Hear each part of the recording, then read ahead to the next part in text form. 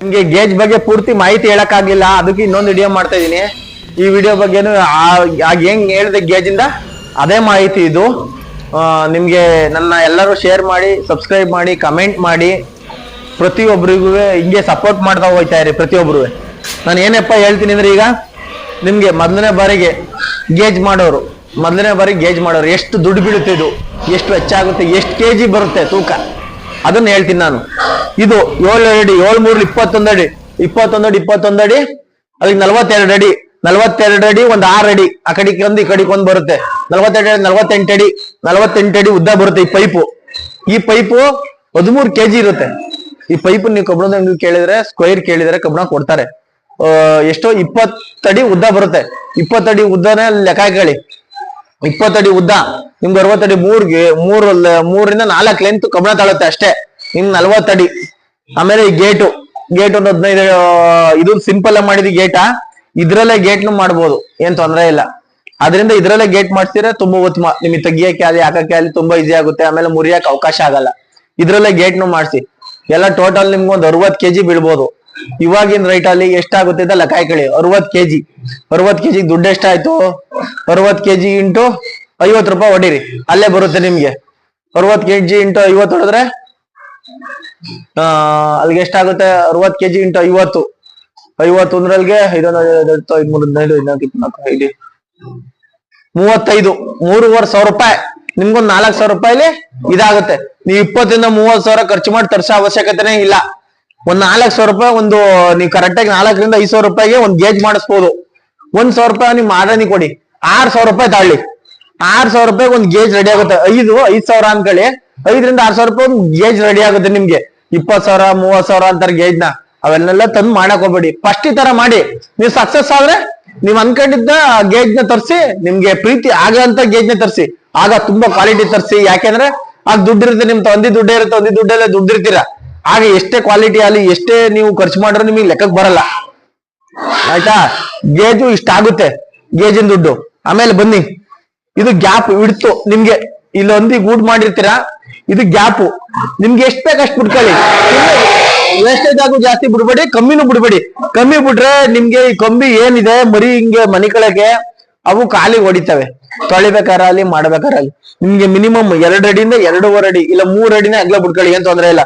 ಆ ಗೂಡಿರೋ ಕಡೆ 3 ಅಡಿ ಬಿಡ್ಕೊಳ್ಳಿ, ಗೂಡಿಲ್ಲದ ಕಡೆ 2 ಅಡಿ 2.5 ಅಡಿ ಬಿಡ್ಕೊಳ್ಳಿ. ಯಾವ್ದೇ ತೊಂದರೆ ಆಗಲ್ಲ ನಿಮ್ಗೆ. ಏನು ಕೇಳ್ತಿದ್ದೀನಪ್ಪ, ನೀವು ಚೆನ್ನಾಗಿ ಬಿಡ್ಕೊಂಡಷ್ಟು ನೀಟಾಗಿ ತೊಳಿಬಹುದು, ಅದ್ರೊಳಗೆಲ್ಲ ಓಡಾಡ್ಬೋದು. ನಿಮ್ ಮರಿ ಇಟ್ಕೊಳಕ್ಕೆಲ್ಲ ತುಂಬಾ ತೊಂದರೆ ಇರಲ್ಲ. ಆಮೇಲೆ ಇದನ್ ಮಾಡಿರೋದು ಉತ್ತಮ ಕೆಲಸ ಏನಪ್ಪಾ ಅಂದ್ರೆ, ಇದನ್ ಮಾಡಿರೋ ಕೆಲಸ ಅದಕ್ಕೋಸ್ಕರನೇ ಮಾಡಿರೋದು. ನೀವು ತೊಳಿತಾ ಇರ್ತೀರಾ, ಮರಿ ಎಲ್ಲ ಬೇರೆ ಕಡೆ ಕೆತ್ತಿಡ್ತೀರಾ, ಅವು ಕಿರ್ಚಾಡ್ತಾ ಒಂದಿ ಅದ್ರೊಳಗೆ ಸಿರಿಯಾಕತ್ತವೆ, ಹಿಂಸೆ ಆಗುತ್ತೆ. ಆ ಗೂಡ್ ಮಾಡಿರೋದ್ರಿಂದ ಆತರ ಹಿಂಸೆ ನಿಮ್ಗೆ ಉಂಟಾಗಲ್ಲ. ಯಾಕಪ್ಪ ಅಂದ್ರೆ ಮರಿ ಕಾಣ್ತಾ ಇರೋ ತಂದಿಗೆ ಮರಿ ಅಲ್ಲೇ ಇರ್ತವೆ, ನೀವು ತೊಳಿತಾ ಇರ್ತೀರಾ, ಮರಿ ಅಲ್ಲಿ ಇರ್ತವೆ, ಅದ್ರೊಳಗಡೆ ಯಾವ್ದೇ ತೊಂದರೆ ಆಗಲ್ಲ. ಇಲ್ಲಿ ಏನ್ ಮಾಡ್ತೀರಿ ತಳಗಡೆ, ಇದಕ್ಕಿಂತ 1 ಇಂಚ್ ಹೈಟ್ ಆಗಿರ್ಬೇಕದು. ಒಳಗಡೆ ಗೂಡ್ ಮಾಡ್ತಿರಲ್ಲ, ಆ ಗೂಡ್ ಇದಿದೆಯಲ್ಲ ತಳಗಡೆ ಬೇಸ್ ಮಟ್ಟ 1 ಇಂಚ್ ಹೈಟ್ ಇರ್ಬೇಕು, 1-1.5 ಇಂಚ್. ಯಾಕಪ್ಪ ಅಂದ್ರೆ ಈ ತೊಳೆದ ನೀರು ಆ ಕಡೆಗೆ ವಾಟ ಹೋಗ್ಬಾರ್ದು. ಅದು ಹೈಟ್ ಇದ್ದಾಗ ನಿಮ್ಗೆ ವಾಟ ಈ ಕಡೆಗೆ ಬರುತ್ತೆ. ನೀವು ಅದನ್ನ ದಪ್ಪ ಆದ್ಮೇಲೆ ಅದನ್ನ ತೊಳಿಬಹುದು, ಮರಿಗಳು ದಪ್ಪ ಆದ್ಮೇಲೆ ಏನ್ ತೊಂದರೆ ಇಲ್ಲ. ಅದಕ್ಕೋಸ್ಕರ 1 ಇಂಚ್ 1.5 ಇಂಚ್ ಹೈಟ್ ಇಡಿ. ಹೈಟ್ ಇಟ್ರೆ ಏನಪ್ಪಾ ಅಂದ್ರೆ ನೀರಲ್ಲಿ ಈ ಕಡೆಗೆ ಬರುತ್ತೆ. ಆಮೇಲೆ ಇನ್ನೊಂದೇನಪ್ಪಾ ಅಂದ್ರೆ, ನೀವ್ ಇದಕ್ಕೆ ಕಲ್ಲು ಹಾಕಿಸ್ಬೋದು, ನೀವು ಗಾರೆನೆ ಹಾಕಿಸ್ಬೇಕು ಅನ್ನೋದಿಲ್ಲ. ಗಾರೆ ಹಾಕ್ಸಿದ್ರೆ ಏನಪ್ಪಾ ಅಂದ್ರೆ ನೀವು ಕಿದೋದ ರೆಡಿ ಮಾಡ್ಕೋಬೇಕಾಗುತ್ತೆ. ನನ್ ಕಲ್ಲು ಹಾಕ್ಸಿರೋದು ಆ ಗೂಡಲ್ಲಿ ಇದೆ, ತೋರಿಸ್ತೀನಿ ಬೇಕಾದ್ರೆ ಆ ಗೂಡಿಗೆ ಹೋಗಿ. ಇದಕ್ಕೆ ಚಪ್ಪಡಿ ಹಾಕ್ಸಿ ಚಪ್ಪಡಿದು ಉಪಯೋಗಿಸ್ಬೋದು, ಏನ್ ತೊಂದ್ರೆ ಇಲ್ಲ. ನೀವು ಚಪ್ಪಡಿ ಉಪಯೋಗಿಸಿದ್ರೆ ಏನಪ್ಪಾ ಅಂದ್ರೆ ಅದು ಕಿತ್ತಾಗ ಎಲ್ಲಾರು ಬರೀ ಒಂಚೂರು ಸಂದಿ ಪಂದಿ ಬಿಟ್ಕೊಳ್ಳುತ್ತೆ, ಆ ಡ್ಯಾಮೇಜ್ ಕವರ್ ಮಾಡ್ಕೋಬಹುದು. ನೀವು ಗಾರೆ ಹಾಕ್ಸಿದ್ರೆ ಏನಪ್ಪಾ ಅಂದ್ರೆ ತೊಂದ್ರೆ, ಅಲ್ಲೆಲ್ಲ ಕಿತ್ತಾಕ್ತಾ ಇರ್ತವೆ. ಅವು ಮರಿ ಹಾಕೋ ಟೈಮಲ್ಲಿ ಊಟದ ಜಾಸ್ತಿ, ಅವಕ್ಕೆ ನಿಮ್ಗೆ ಸಿಮೆಂಟ್ ತಟ್ತಾ ಬರಲ್ಲ. ಅದರಿಂದ ಚಪ್ಪಡಿ ಹಾಕ್ಸಿದ್ರೆ ತುಂಬಾ ಉತ್ತಮವಾಗಿ ಚೆನ್ನಾಗಿ ಬರುತ್ತೆ. ಬನ್ನಿ, ಇದನ್ನ ಬೇಕಾದ್ರೆ ಇದನ್ನ ಹಾಕ್ದಂಗ್ ಮಾಡ್ಸಿರೋದನ್ನ ತೋರಿಸ್ತೀನಿ.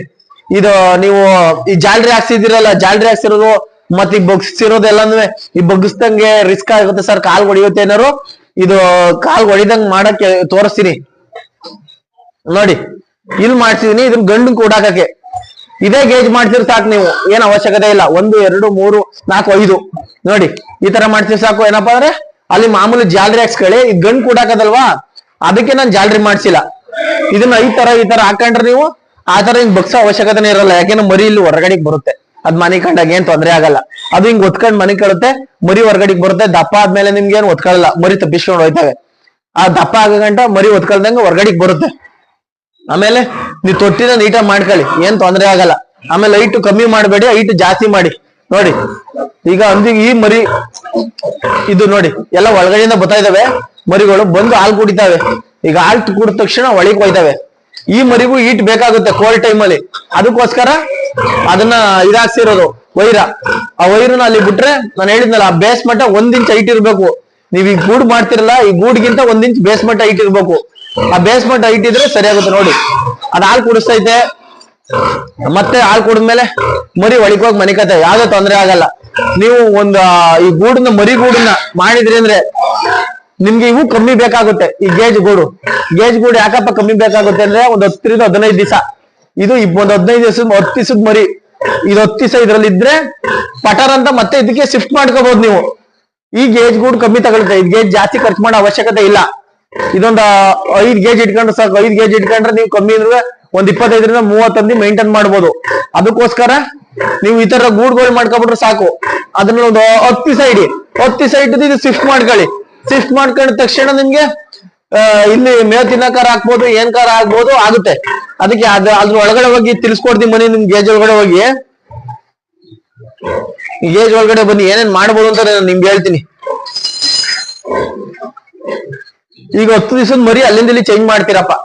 10 ದಿವಸ ಮರಿ ಚೇಂಜ್ ಮಾಡ್ತೀರಾ, ಒಂದ್ 20 ದಿವಸ ಒಂದ್ ಸ್ವಲ್ಪ ತಿಂತಿರುತ್ತೆ, ತಿನ್ನೋದ್ ಜಾಸ್ತಿ ಆಗುತ್ತೆ. ಆಗ ನೀವು ಮರಿನ ಚೆನ್ನಾಗಿ ಸಾಕ್ಬೋದು. ಹೆಂಗಪ್ಪ ಅಂದ್ರೆ, ನೀವು ಒಂದಿಗೆ ಇಲ್ಲಿ ಮೇವ್ ಹಾಕ್ತೀರಾ, ಒಂದಿ ಜೊತೆ ಮರಿ ಮೇವ್ ತಿಂತವೆ. ಮೇವ್ ತಿಂದಾಗ ಏನಾಗುತ್ತಪ್ಪ ಅಂದ್ರೆ, ನೀವು ಒಂದಿ ಜೊತೆಲೆ ಬಿಟ್ಟಿರ್ತೀರಾ, ಒಂದಿ ಜೊತೆಲೆ ಮೇವ್ ತಿಂದ್ರೆ ಸ್ವಲ್ಪ ತಿಂತವೆ, ಒಂದಿ ಪಾಷ್ಟ ತಿನ್ಕೊಬಿಡ್ತವೆ. ಯಾಕೆಂದ್ರೆ ನೀವು ಫೀಡ್ ಹಾಕೋದ್ರಿಂದ ಸ್ವಲ್ಪ ಪಾಷ್ಟ ತಿನ್ಕೋತವೆ. ಪಾಷ್ಟ ತಿನ್ಕೊಂಡಾಗ ಮರಿ ಮೇವ್ ಉಳಿಯಲ್ಲ. ಅದಕ್ಕೋಸ್ಕರ ಏನಪ್ಪಾ ಅಂದ್ರೆ ಇದ್ರೊಳಗಡೆ ಹಾಕ್ಬೇಕು ನೀವು ಮೇವ. ಇದನ್ನ ಅದಕ್ಕೋಸ್ಕರ ಸಪ್ರೇಟ್ ಗೂಡ್ ಮಾಡ್ಕೊಂಡಿರೋದು. ಅದಕ್ಕೋಸ್ಕರ ಸಪ್ರೇಟ್ ಗೂಡ್ ಮಾಡ್ಕೊಂಡಿದೀವಿ. ಇದ್ರೊಳಗೆ ನೀವು ಮೇವ್ ಹಾಕಿದ್ರೆ ನೀವೇನ ಆಮೇಲೆ ಮರಿಗೆ ನೀವು ಒಂಚೂರು ಲಿವರ್ ಟಾನಿಕ್ ಮಿಕ್ಸ್ ಮಾಡ್ಬೋದು, ಇಲ್ಲ ಬೇದಿ ಔಷಧಿ ಮಿಕ್ಸ್ ಮಾಡ್ಬೋದು. ಅದಕ್ಕೆ ಸಪ್ರೇಟ್ ಫೀಡ್ ಹಾಕ್ಬೋದು ನೀವು, ಯಾವ್ದೇ ತೊಂದರೆ ಇರಲ್ಲ. ನೀವು ಅದಕ್ಕೆ ಸಪ್ರೇಟ್ ಫೀಡ್ ಕೊಟ್ಟಾಗ ಅದಕ್ಕೆ ಏನೇನ್ ಡಿಸೀಸ್ ಬರುತ್ತೋ ಅದನ್ನೆಲ್ಲ ಮರಿನೆಲ್ಲ ಎಕ್ಸ್ಟ್ರಾ ಕಂಟ್ರೋಲ್ ಮಾಡ್ಬೋದು. ಆಮೇಲೆ ಒಂದಿಗೆ ಬೇರೆ ಫೀಡ್ ಹಾಕಿ ಬೇರೆ ಎಕ್ಸ್ಟ್ರಾ ಕಂಟ್ರೋಲ್ ಮಾಡ್ಬೋದು. ಮರಿಗೆ ಬೇರೆ ಫೀಡ್ ಬರುತ್ತೆ. ಒಂದ್ 20 ದಿವಸ ಆದ್ಮೇಲೆ ಒಳ್ಳೆ ಫೀಡ್ ಸಿಗುತ್ತೆ ನಿಮ್ಗೆ. ಆ ಫೀಡ್ ಹಾಕ್ತಾ ಹೋದ್ರೆ ನೀವು ಅದು ಚೆನ್ನಾಗಿ ಇಲ್ಲಿ ಹಾಲು ಸಿಗುತ್ತೆ, ಇಲ್ಲಿ ಫೀಡು ಸಿಗುತ್ತೆ, ಚೆನ್ನಾಗಿ ಗ್ರೋತ್ ಆಗುತ್ತೆ, ಚೆನ್ನಾಗಿ ಬೆಳವಣಿಗೆ ಬರುತ್ತೆ, ಹೆಚ್ಚುವಾಗಿ ಬೆಳೆಯುತ್ತೆ ಚೆನ್ನಾಗಿ. ನೀವು ತುಂಬಾ ಚೆನ್ನಾಗಿ ಬೆಳೆದಾಗ ಒಳ್ಳೆ ರೇಟಿಂಗ್ ಮಾರ್ಬೋದು. 1,000 2,000 ಜಾಸ್ತಿ ಮಾರ್ಬೋದು. 1,000 2,000 ಜಾಸ್ತಿ ಮಾರೋದ್ರಿಂದ ಮೇನ್ ಆಗಿ ನಿಮ್ಗೆ ಕಸ್ಟಮರ್ ಉಳಿತಾ ಹೋಯ್ತಾರೆ. ನಿಮ್ ಕಸ್ಟಮರ್ನ ನಿಮ್ ಮರಿನ ಲೈಕ್ ಮಾಡ್ತಾರೆ. ನನ್ನ ಈಗ ಮರಿನ ಹೆಂಗ್ ಲೈಕ್ ಮಾಡಿ ತಗೊಂಡೋಯ್ತಾರೆ, ಆ ತರ ನಿಮ್ ಮರಿನೂ ಲೈಕ್ ಮಾಡ್ತಾರೆ. ನಿಮ್ ಮರಿನೂ ಲೈಕ್ ಮಾಡಿದಾಗ ನಿಮ್ಗೆ ಕಸ್ಟಮರ್ ಜಾಸ್ತಿ ಆಯ್ತಾರೆ. ಒಬ್ಬ ತಗೊಂಡ್ರೆ ಮತ್ತೆ ಮತ್ತೆ ಪದೇ ಬರ್ತಾರೆ. ನಿಮ್ಗೆ ಕಸ್ಟಮರ್ನ ಉಳಿಸ್ಕೊತಾ ಹೋಗಿ. ಮರಿ ಯಾವ್ದಾದ್ರು ಅಷ್ಟೇ ಕಸ್ಟಮರ್ನ ಮಾಡ್ಕ. ಕಸ್ಟಮರ್ಗೆ ಮೇನ್ ಏನಪ್ಪಾ ಅಂದ್ರೆ, ನೀವು ಅವ್ರಿಗೆ ಏನೋ ಪ್ರಾಬ್ಲಮ್ ಆಯ್ತು ನಿಮ್ಗೆ ಫೋನ್ ಮಾಡ್ತಾರೆ, ಫೋನ್ ಎತ್ತಿ ಅವ್ರಿಗೆ ರೆಸ್ಪಾನ್ಸ್ ಕೊಡಿ. ನೀವ್ ಅಲ್ಲಿ ಹೋಗಿ ಏನ್ ಹುಷಾರ್ ಮಾಡಲ್ಲ, ಮತ್ತೊಂದ್ ಮಾಡಲ್ಲ. ಅಯ್ಯೋ ಹೆಂಗೋ ತಲುಪಿಸ್ಬಿಟ್ಟೆ ಸಾಕಲ್ಲಪ್ಪ ಅಂತ ಓಡಿಸ್ಬಿಡ್ಬೇಡಿ. ಅವ್ರನ್ನ ಫೋನ್ ಎತ್ತಿ ರೆಸ್ಪಾನ್ಸ್ ಮಾಡಿ. ಕಸ್ಟಮರ್ ಮೇನ್ ಬೇಕಾಗಿರೋದು ಅದು. ನೀವು ಮರಿ ಮಾರ್ತೀರಾ, ಮರಿ ಏನೋ ಪ್ರಾಬ್ಲಮ್ ಆಗುತ್ತೆ, ಅವ್ರು ನಿಂಗೆ ಕಷ್ಟ ಹೇಳಕ್ ಫೋನ್ ಮಾಡಿರ್ತಾರೆ, ನಿಮ್ ಫೋನ್ ಎತ್ತಲ್ಲ. ಅಯ್ಯೋ ಬುಡ ಮಾರ ಆಯ್ತಲ್ಲ, ದುಡ್ಡು ಇಸ್ಕೊಂಡಾಯ್ತಲ್ಲ, ನಮ್ಗೇನ್ ಕೆಲಸ ಅನ್ಕೋಬೇಡಿ.